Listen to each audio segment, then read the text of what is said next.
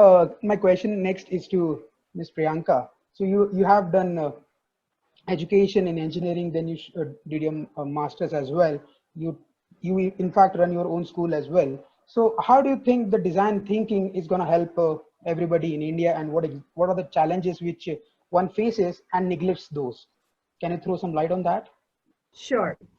So first, I would like to start with a simple definition of what design thinking is, because one of the biggest confusions and myths that I see around is people think that design thinking is about designing, making something beautiful, changing design of a product. It is Mhm. definitely not that. That may be it is a subset of the whole design thinking process, but design thinking is not about only design. Design thinking is a problem solving approach which can be applied to a simple problem like my friend is not talking to me, she is angry with me. You can solve this Mhm. problem using design thinking. You can also solve the coronavirus issue that we are facing today using design thinking. So design Okay. thinking basically, as I said, is a problem solving approach. It is a tool. It gives you techniques, and most importantly, it is a mindset. So we have the word jugaad, which is very Mhm. popular in India, and we kind of have a jugaad mentality, which I'm very proud of.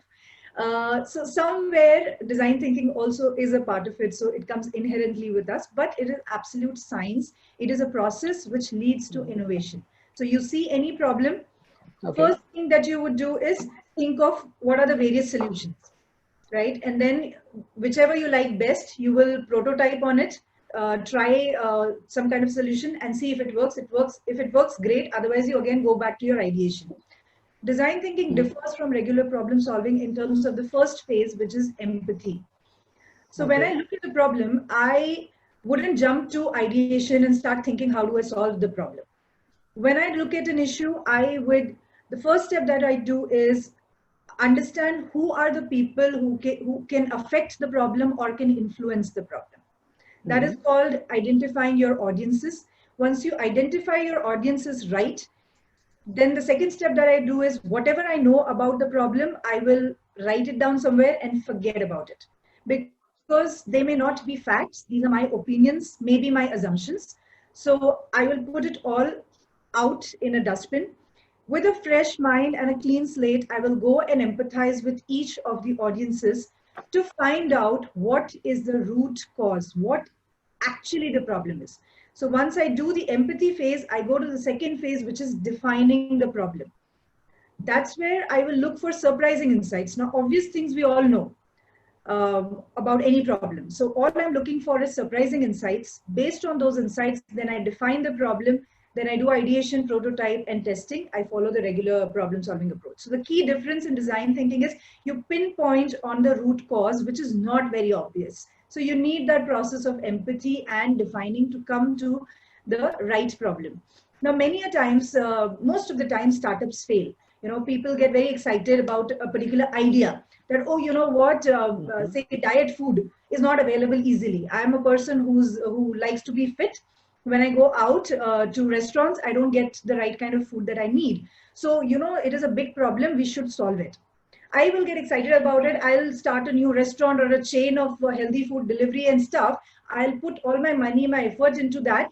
And once I launch it, I find that there are hardly 2% people in the world who even uh, who want to be fit and have the dedication to get fit.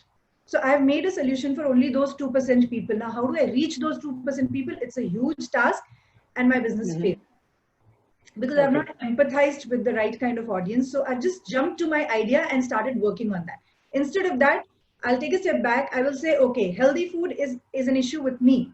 Let me go out, understand the customers, get the insights, Mhm. then pinpoint on which. Then, if I start with, okay, my target audience is only that 2% aware audience, then my solution might be totally different if I follow the process. Okay. So you get it. Most of the startups fail because we are trying to solve problems which are our problems. Once we launch it to the world, we feel that okay, nobody's ready to pay money for it.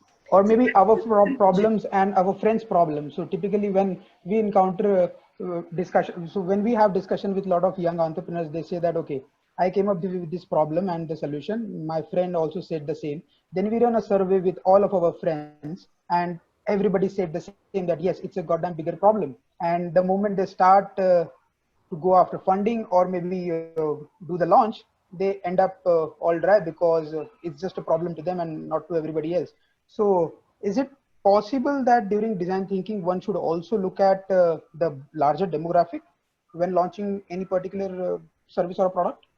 Yes, you will come to that. Like I said, that if I use the process well, in the beginning Mm-hmm. itself, I will pinpoint on the 2% of my Okay. target audience. So then my ideation will be based on that 2%. I don't care about 98%. That's not my target audience.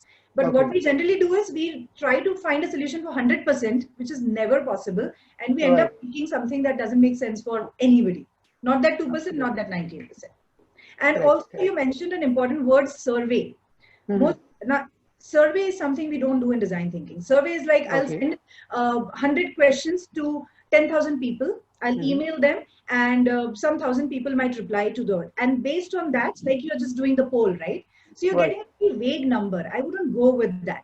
I would rather look at small number of people. I will only go and speak to 30 people, but Mm-hmm. it's a very in-depth discussion. There is something called empathy map.